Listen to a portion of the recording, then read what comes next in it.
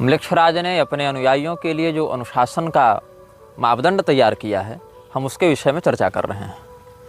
अनुशासन संख्या 7 का यह कहना है, आप अपने कर्ज सदैव चुकाएंगे। अपने कर्ज चुकाएंगे, इससे तात्पर्य केवल आर्थिक कर्ज नहीं है। जैसे कोई बैंक अपने ग्राहक को लोन देती है और उस ग्राहक से उसके बदले सूद लेती है, तो ये एक प्रकार का आर्थिक विनिमय हो गया, कर्ज का आदान प्रदान हो गया। लेकिन यहाँ पर ऑलवेज पे योर डेब्ट्स, आप सदैव अपने कर्ज चुकाएंगे। इसका तात्पर्य यह है कि अगर म्लेच्छराज के किसी सेवक के द्वारा आपके प्रति कोई उपकार किया गया है, तो आप उस उपकार को अवश्य चुकाएंगे। आप बीच में संगठन नहीं छोड़ सकते हैं। मतलब आप संगठन के द्वारा दिए गए उपकार का बदला सदैव चुकाते रहेंगे। जहाँ भी आपका कार्य क्षेत्र हो, जहाँ पर भी आप कार्य कर रहे हों, चाहे आप नेता हों, चाहे आप अभिनेता हों, चाहे आप खिलाड़ी हों, चाहे आप उद्योगपति हों, चाहे आप चिकित्सक हों, चाहे आप लेखक हों, चाहे आप वैज्ञानिक हों, चाहे आप व्यवसायी हों या जो भी हों, संगठन के द्वारा, म्लेच्छराज के लोगों के द्वारा आपके प्रति जो उपकार किया गया है, आपको जो बल या संसाधन प्रदान किए गए हैं, आप उसका बदला सदैव चुकाएंगे। कभी भी एक तरफा ये संबंध नहीं होगा कि आपने वहाँ से लाभ उठा लिया और जब अपने कर्तव्य के निर्वहन की बात आई तो आप पीछे हट गए। 8वां नियम यह कहता है, एक जान की कीमत गोली की कीमत से सदैव अधिक होती है।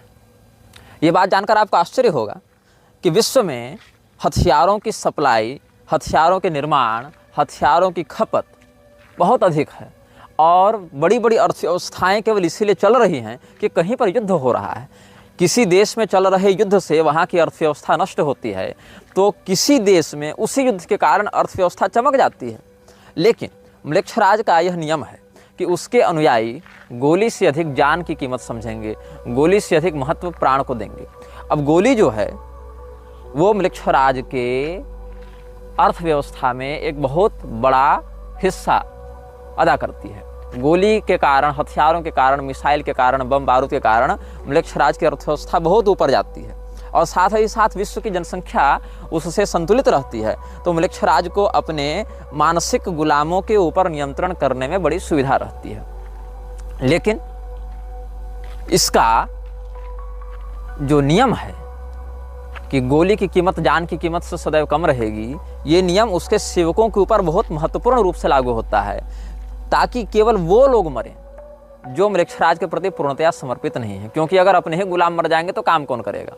इसलिए गुलाम जिंदा रहें, गुलाम अपना काम करते रहें। जॉम्बी जो हैं, जॉम्बी का सरदार जॉम्बी को नहीं मरने देता।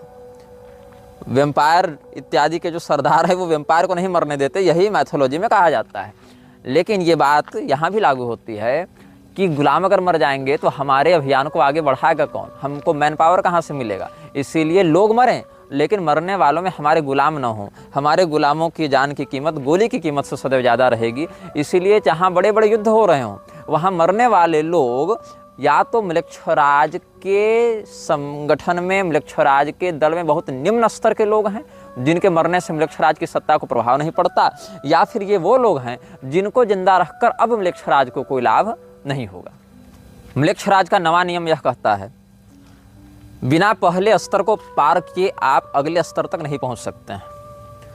आपको जो काम करने के लिए कहा गया है, यदि आप उस काम में असफल होते हैं तो आप उसी स्तर में फंसे रह जाएंगे। जैसे कि किसी भी सत्ता के लिए अलग अलग स्तर होते हैं। जैसे कि नेतागिरी में भी स्तर है, मुखिया है, सरपंच है, उसके ऊपर आप नगर पंचायत या जिला परिषद देख लीजिए, उसके ऊपर सांसद है, विधायक सांसद देख लीजिए, उसके ऊपर प्रधानमंत्री, मुख्यमंत्री इत्यादि हैं।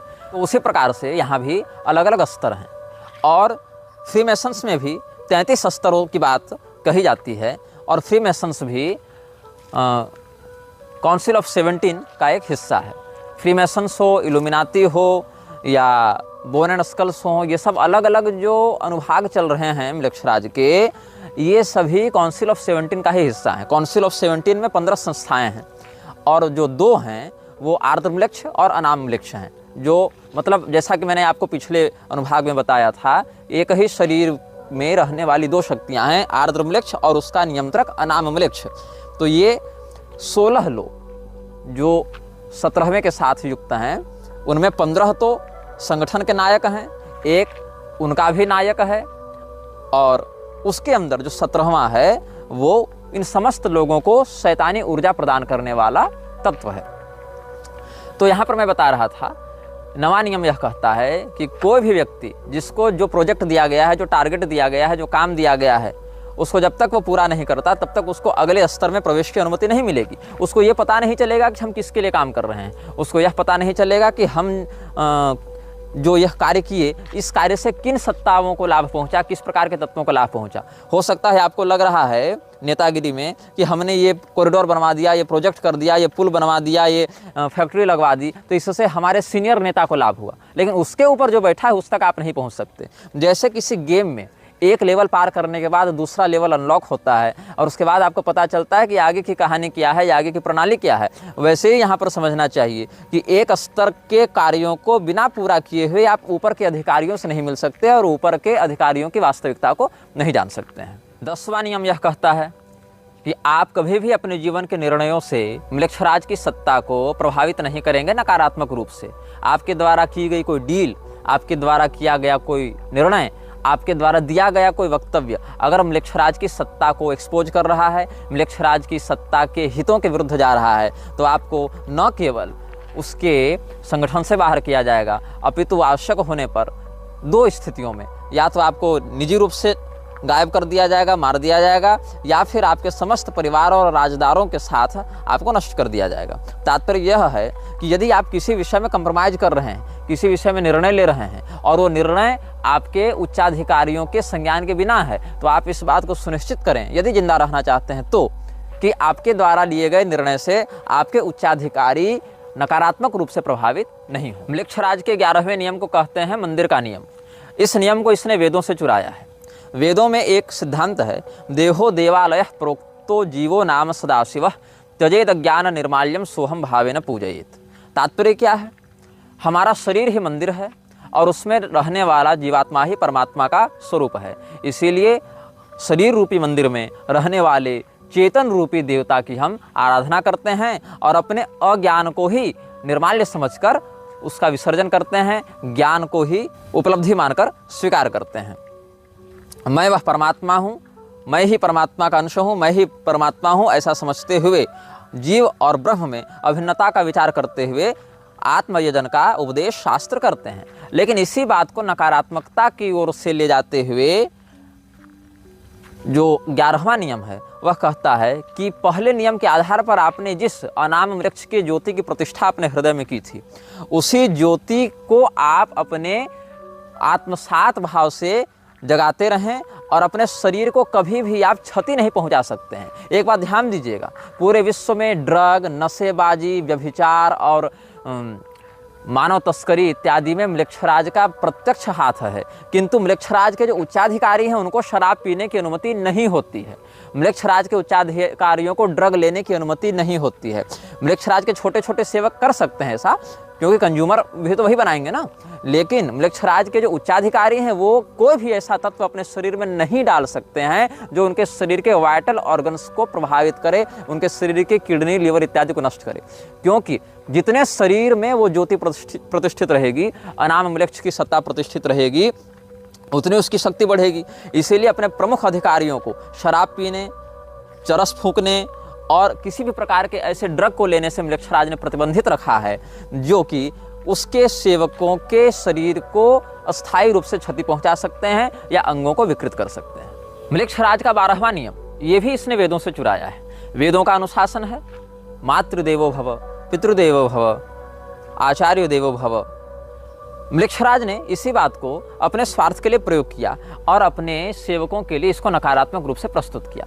म्लेच्छराज का यह कहना है कि जो व्यक्ति अपने माता पिता के प्रति वफादार होता है, माता पिता के प्रति निष्ठा रखता है, वही व्यक्ति म्लेच्छराज का सच्चा सेवक भी बन सकता है। आपको आश्चर्य होगा जानकर कि कैसे।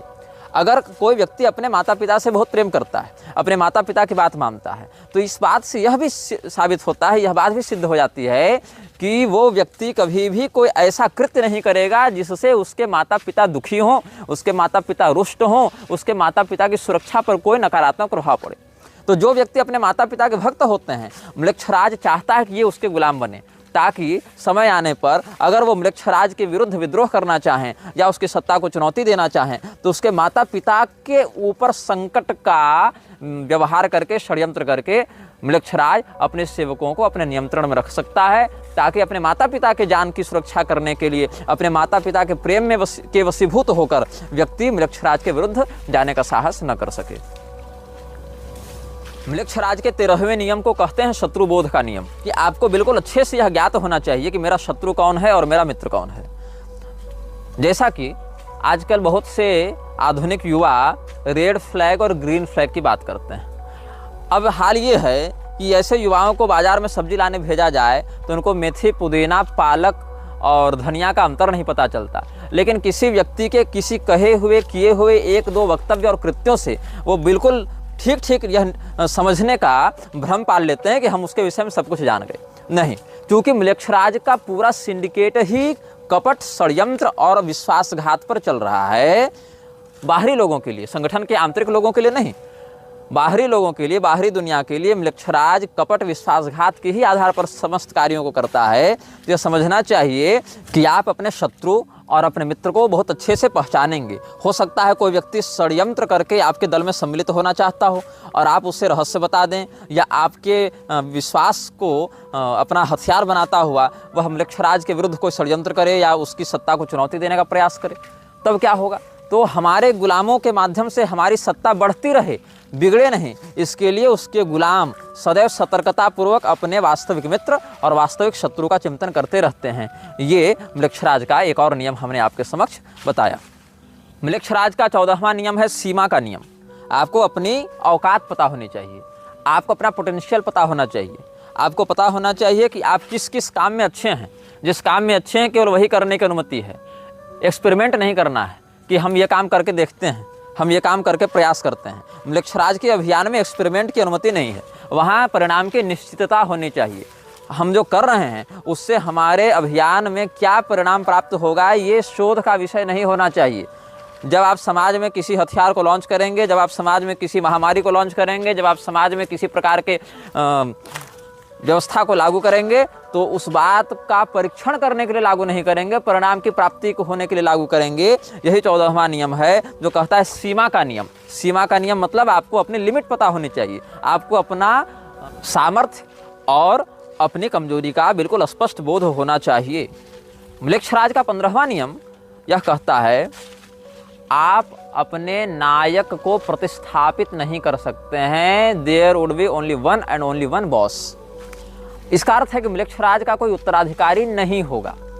म्लेच्छराज का कोई चयन नहीं कर सकता है कि चलो काउंसिल ऑफ 17 में आज हम इसको बना दिए, 5 साल के बाद इसको बना दिए, उसको बना दिए। बिल्कुल नहीं, ये प्रतिबंधित है।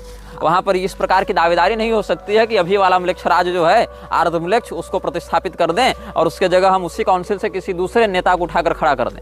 ऐसा बिल्कुल नहीं हो सकता है। म्लेच्छराज के यहाँ वोटिंग का कोई सिस्टम नहीं है, कोई व्यवस्था नहीं है।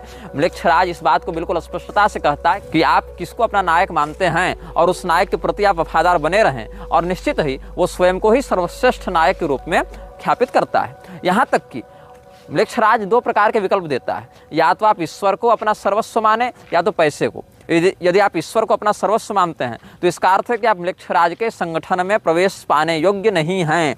यदि आप पैसे को अपना सर्वस्व मानते हैं तो म्लेच्छराज आपको इतना कुछ दे देगा जिसकी आपने कभी कल्पना भी नहीं की होगी। 16वां नियम पलायन का नियम है। पलायन का नियम यह कहता है कि आप भागने से डरेंगे नहीं। ये एक विचित्र बात है, क्योंकि आमतौर पर अच्छा उसको माना जाता है जो भागे नहीं, परिस्थितियों का डटकर सामना करे। लेकिन म्लेच्छराज का 16वां नियम है पलायन का नियम। आपको बिल्कुल पता होना चाहिए कि कहाँ पर भागना फायदेमंद है, कहाँ पर कदम पीछे खींचना फायदेमंद है, कहाँ पर बने रहने से आपको क्षति होगी। इसीलिए आप परिस्थितियों से भागने के लिए सदैव तैयार रहें।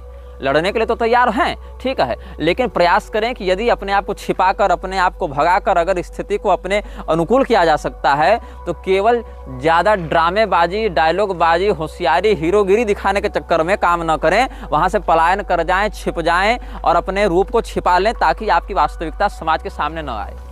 17वां नियम है अच्छाई का नियम। Everything good is not always good for you. म्लेच्छराज का 17वां नियम है अच्छाई का नियम। हो सकता है बाकियों के लिए वो चीज़ बहुत अच्छी हो, लेकिन आपको ध्यान में रखना है कि हर अच्छी चीज़ आपके लिए अच्छी नहीं होती। दवाइयाँ तो बहुत सी हैं, हर दवाई हर मरीज के लिए नहीं होती। भोजन हर प्रकार के उपलब्ध हैं, हर प्रकार का भोजन हर प्रकार के उपभोक्ता के लिए सही नहीं होता। तो ये समझना बहुत आवश्यक है कि संसार में जितनी भी अच्छी चीज़ें हैं, आवश्यक नहीं कि सब आपके लिए भी अच्छी हों। इसीलिए मृक्षराज का 17वां नियम यह कहता है कि कभी भी बाहरी अच्छाई की देखा देखी में निर्णय न लें, उसमें हितों का ध्यान रखना सीखें। मृक्षराज का 18वां नियम यह कहता है, आपके हृदय में अनाम मृक्ष की जो ज्योति प्रतिष्ठापित की गई थी पहले नियम के आधार पर, आप उसको बेच नहीं सकते, क्योंकि आपने अपनी आत्मा बेच दी है अनाम मृक्ष को। अब आप उसका पुनः विक्रय नहीं कर सकते हैं, साथ ही आप उसको स्थानांतरित नहीं कर सकते हैं। जो व्यक्ति मृक्षराज का सेवक होता है, ये बात ध्यान में रखता है, अपने बेटे को भी वह ज्योति स्थानांतरित नहीं कर सकता। The flame of soul can't be sold और कांट बी ट्रांसफर्ड। वो जो ज्योति स्थापित करता है, जैसा कि मैंने कल आपको बताया था पिछले अनुभाग में कि असुर राजाओं ने अनाम मृक्ष और आर्द्र मृक्ष के स्तर प्रारूप के लिए बच्चों का बलिदान देना प्रारंभ किया था, अग्निकुंड में डालकर। बाल वर्शिप करके भी एक ऐसा ही रिचुअल यहूदियों में देखा जाता है, जहाँ पर बच्चे को इस प्रकार से बलिदान दे देते हैं। और बाल वर्शिप बहुत गुप्त रूप से किया जाता है, जिसकी कई बार संकेत के रूप में झलक समाचार पत्रों में या सोशल मीडिया इत्यादि पर भी प्राप्त हो जाती है। तो यह समझना आवश्यक है कि आपके हृदय में जो अनाम मृक्ष की ज्योति है वो स्थानांतरित नहीं की जा सकती। हर व्यक्ति के लिए व्यक्तिगत होती है, उसको संपत्ति के आधार पर वसीयत में नहीं डाला जा सकता, उसके माध्यम से। और ये भी नहीं कि आप विसर्जित कर सकते हैं, क्योंकि उससे आपकी चेतना जुड़ी हुई है। यदि आप उसको विसर्जित करेंगे तो आपकी आत्मा को भी शरीर से बाहर निकलना पड़ेगा। ये नहीं कि हमने ज्योति निकाल दी और हम आत्मा को अपने शरीर में धारण किए हुए हैं, ऐसा नहीं हो सकता है। वो दोनों की संयुक्त प्रतिष्ठा होती है। यदि आप में उस ज्योति की सुरक्षा करने का साहस नहीं है, उस ज्योति की सुरक्षा करने का सामर्थ्य नहीं है, तो धीरे धीरे वह ज्योति आपको नष्ट कर देती है। अर्थात जैसे आप किसी गाड़ी में बैठे हुए हैं और गाड़ी का नियंत्रण कर रहे हैं, लेकिन अगर गाड़ी से आपका नियंत्रण चला जाए तो वो गाड़ी स्वयं को भी नष्ट कर लेती है और आपको भी नष्ट कर देती है। उसी प्रकार से हृदय में जो अनाम वृक्ष की ज्योति जलती है, जब द फ्लेम ऑफ सोल जो उसने स्थापित किया हुआ है, वह जो अग्नि ज्वाला है, उस अग्नि ज्वाला को यदि आप नियंत्रित नहीं करते हैं तो अग्नि ज्वाला आपको नियंत्रित करते हुए मानसिक रूप से पागल कर देती है और विनष्ट कर देती है। 19वां नियम यह कहता है, the talks of house remain in the house. Council में जो बात होगी वो काउंसिल में ही रहेगी। किसी भी सार्वजनिक समाचार पत्र में, किसी भी मीडिया चैनल में, किसी भी प्रकार के प्रसारण संबंधी व्यवस्था में उसको सार्वजनिक नहीं किया जाएगा। यदि आप उस बात को सार्वजनिक करते हैं किसी ऐसे व्यक्ति के सामने जो काउंसिल का सदस्य नहीं है, किसी ऐसे व्यक्ति के सामने जो उस ज्योति को धारण नहीं करता है, जो ज्योति धारक नहीं है, तो भी आपको मार दिया जाएगा। मतलब जो भी घटनाएं, जो भी निर्णय, जो भी परियोजनाएं काउंसिल की बैठक में चर्चित होंगी, निर्णीत होंगी, वो केवल और केवल काउंसिल सदस्य ही जान सकते हैं। वही व्यक्ति जान सकता है जिसने अनाम वृक्ष की ज्योति की प्रतिष्ठा अपने हृदय में की है। 20वां नियम है उद्देश्य का नियम। कभी भी अनाम वृक्ष की ज्योति का धारक अपने लिए किसी भी चीज की वैयक्तिक कामना अनाम वृक्ष के विरुद्ध जाते हुए नहीं कर सकता है। मृक्षराज के उद्देश्य को पूर्ण करना ही उसके जीवन का, उसके कृत्य का अंतिम और सर्वोच्च लक्ष्य होना चाहिए। वो प्रसिद्धि की चाह में, पैसे की चाह में या समाज में प्रतिष्ठा की चाह में अनाम वृक्ष के विरुद्ध नहीं जा सकता है और अनाम वृक्ष के अभियान को खतरे में नहीं डाल सकता है। You will not seek for your name and fame, you will always seek for Mrikshiraj's success in his missions.